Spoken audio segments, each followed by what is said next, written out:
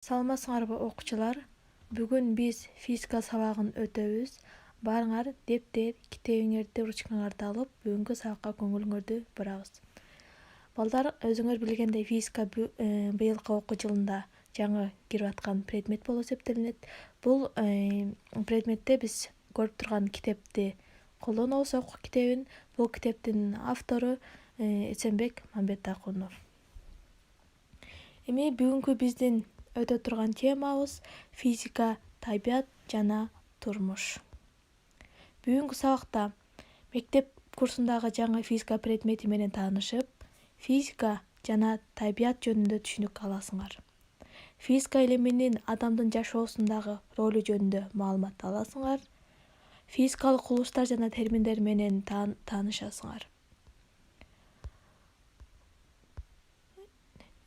Эми биз физика илими эмнени окутаарына токтололу. Физика биринчи жолу байыркы грек ойчулу Аристотельдин биздин заманга чейинки 384-322 жылдарындагы чыгармаларында кездешет. Физика гректин физис деген сөзүнөн алынган, бизче табият дегенди билгизет. Ал эми Борбордук Азияда ошо физикага өзүнүн салым кошкон окумуштуулар Жусуп Баласагын, Аль-Харазми, Аль-Фараби жана Аль-Фергани. Эми бизге физика менен жаратылыштын кандай байланышы бар? Табият арабтын ат-табия деген сөзүнөн алынган, бизче жаратылыш дегенди билгизет. Ал эми турмуш бул элдин күндөлүк жашоо тиричилиги болуп эсептелинет. Адамдын турмушунун деңгээли адамдын табият менен болгон мамилесине, жөндөмүнө жана аракеттеринин жемишине жараша болот. Жаратылыш десек, биз эмнелерди элестетишибиз мүмкүн? Жаратылыштын эң чоң бул бөлүгү кадимки эле биз жашап жаткан жер планетасы, жагы ага кошумча планеталар, күн системасы, бизди айлана чөйрөсүндө курчап турган баардык нерселер мына бизге жаратылышка кирет. Өсүмдүктөр, жаныбарлар, адамдар жана башкалар. Эми биз физиканы эмне үчүн окушубуз керек? Физика азыркы учурдагы техниканын негизи. Физика жаратылыштагы кубулуштардын закон ченемдерин түшүнүүнүн ачкычы. Физика заттардын касиеттерин билүүгө жардам берет, мисалы үчүн катуу, газ, суюк деген сыяктуу.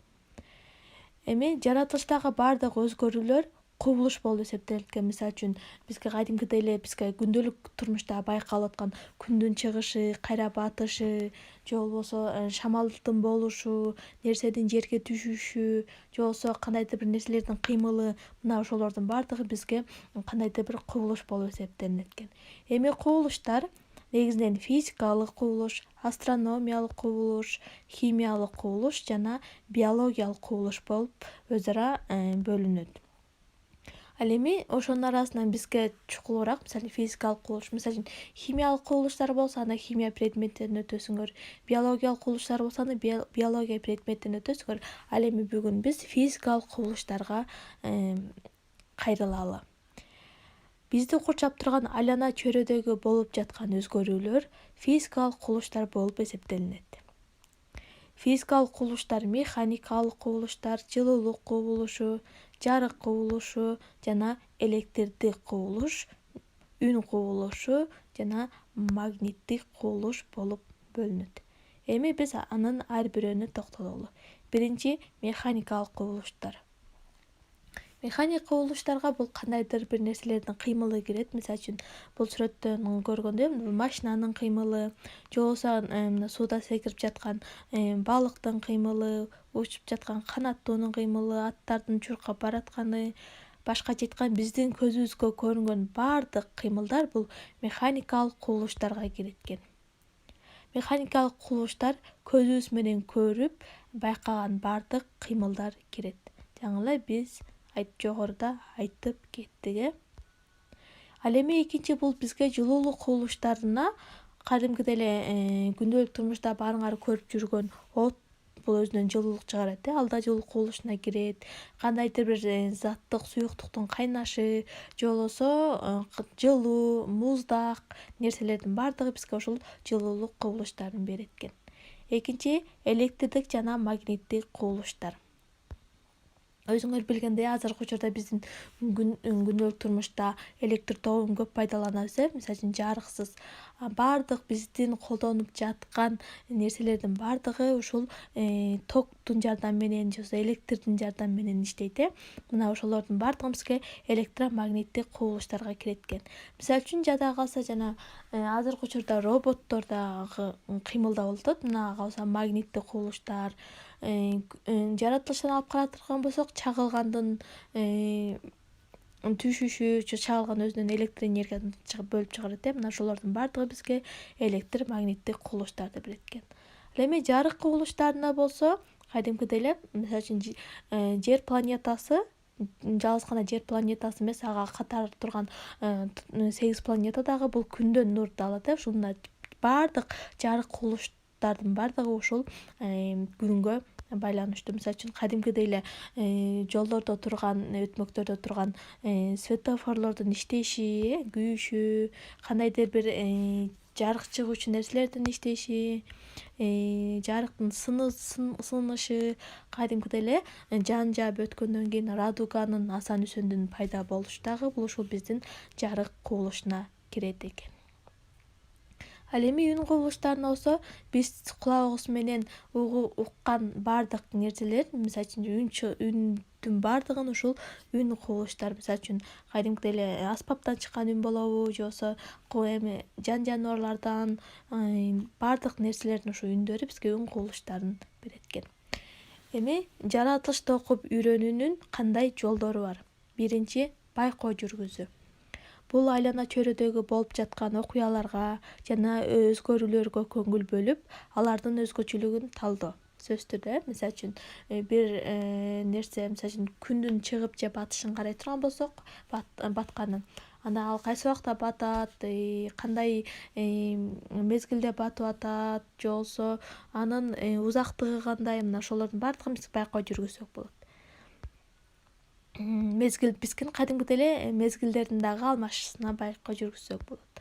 Андан кийин экинчи бул тажрыйба. Бул жаратылышта болуп жаткан кубулуштарды атайын куралдардын, материалдардын жардамы менен жасап көрүү. Сөзсүз түрдө тажрыйба жүргүзүү. Биринчи жолу бул сүрөттөн карасаңар, Галилео Галилей, италиялык физик, эксперименталдык физиканын негиздөөчүсү болуп эсептелинет. Бул бийиктиги 58 метр Пиза мунарасынан ошо биринчи жолу тажрыйба жасап көргөн. Башкача айтканда, бул ошол эксперименталдык физиканын түптөөчүсү деп дагы айтсак болот. Эми бүгүнкү биздин сабагыбызды жыйынтыктап коелу. Бүгүнкү сабакта биз эмнелер менен тааныштык? Бизге өзүңөр билгендей, физика бул жаратылыш жөнүндөгү илим, жаратылыш жөнүндөгү. Физика жаратылыштагы ар түрдүү кубулуштарды окутат. Мисалы үчүн механикалык, жарык кубулушу, үн кубулушу, жылуулук кубулушу жана электрдик жана магниттик кубулуштарды. Физиканын жаратылыштагы кубулуштардын закон ченемдүүлүктөрүн окуп үйрөтүүнүн ачкычы. Физиканы окуп үйрөнүүдө колдонулуучу атайын терминдер бар экен, сөзсүз түрдө. Ал эми физикалык билимдин негизги булактары бул байкоолор жана тажрыйбалар болуп эсептелинет экен. Эми балдар, бүгүнкү темага түшүнүктүү болсо, анда үйгө тапшырма китебиңерден биринчи параграф 8 бетти ачып окуп, түшүнүп, суроолорго жооп бересиңер. Бүгүнкү сабак ушу менен аяктады. Сабакка көңүл бурганыңарга чоң рахмат.